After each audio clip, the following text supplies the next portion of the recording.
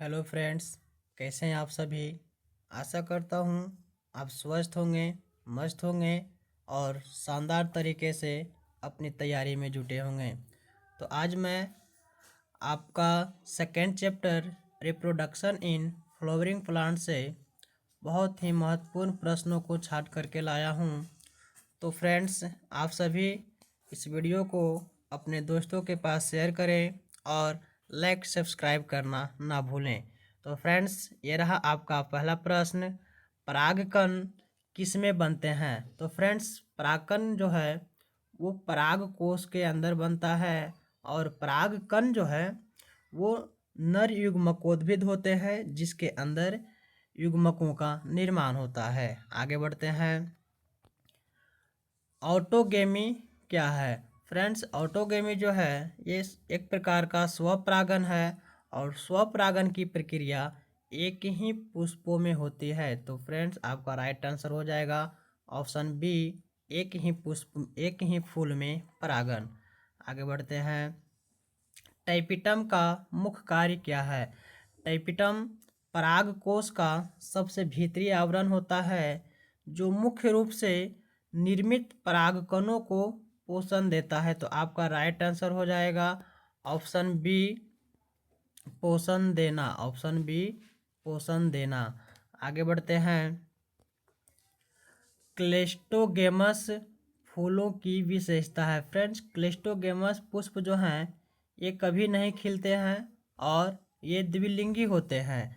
तो फ्रेंड्स, वे पुष्प जो कभी नहीं खिलते हैं उनमें स्वपरागन ही एक परागन का एक माध्यम है, इसलिए राइट आंसर हो जाएगा बी, स्वपरागन करते हैं। आगे बढ़ते हैं फ्रेंड्स। एक सामान्य एंजियोस्पर्म भ्रूणकोश होता है। तो एंजियोस्पर्म का भ्रूणकोश है उसमें 8 नाभिक और 7 कोशिका होता है। तो कह सकते हैं 8 नाभिकीय और 7 कोशिकीय। तो राइट आंसर हो जाएगा ऑप्शन बी। आगे बढ़ते हैं। निम्नलिखित में निम्न में से मिलान सही करें। तो इसका राइट आंसर हो जाएगा ऑप्शन बी। आगे बढ़ते हैं। वास्तविक फल बनता है। फ्रेंड्स, वास्तविक फल का जो निर्माण है वो आपका अंडाशय से होता है, जबकि आभासी फल या झूठा फल का जो निर्माण है वो अंडाशय के साथ साथ पुष्पों के अन्य भागों से बनता है। आगे बढ़ते हैं। झूठा फल बनता है। फ्रेंड्स, अभी आपको बता रहे थे कि झूठा फल का निर्माण अंडाशय के साथ साथ पुष्प के अन्य भागों से भी बनता है। तो आपका राइट आंसर हो जाएगा ऑप्शन बी। आगे बढ़ते हैं।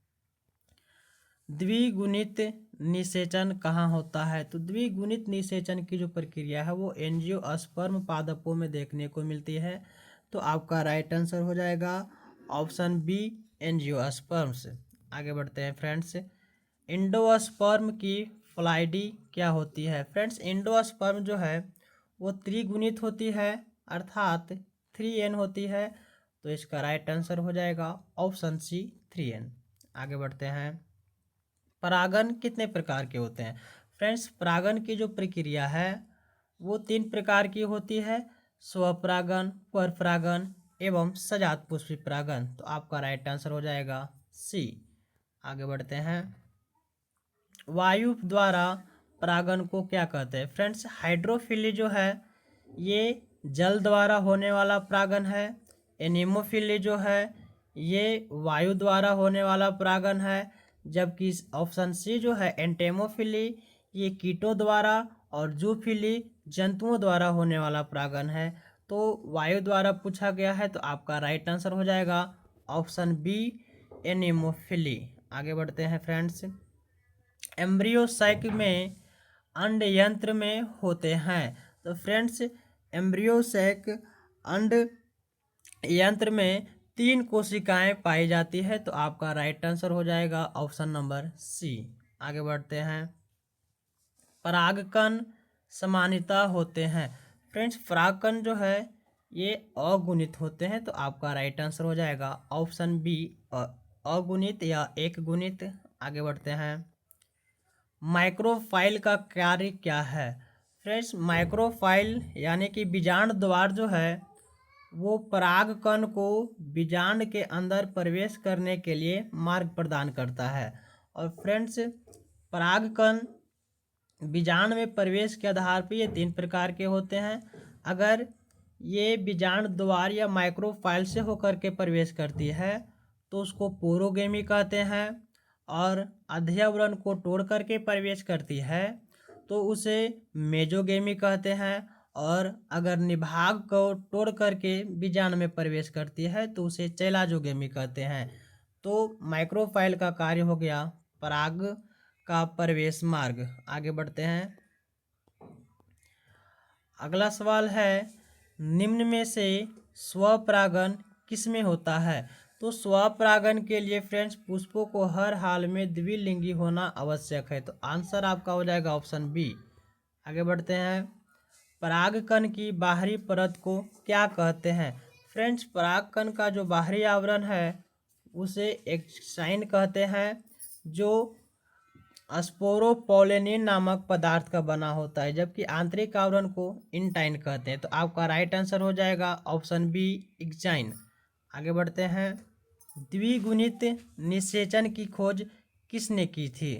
फ्रेंड द्विगुणित निषेचन की जो खोज है वो नवास्ची नामक वैज्ञानिक ने 1898 ईस्वी में किया था, जबकि निषेचन की खोज स्ट्रासबर्गर नामक वैज्ञानिक ने 1884 ईस्वी में किया था। तो आपका राइट आंसर हो जाएगा नवास्चिन ऑप्शन बी।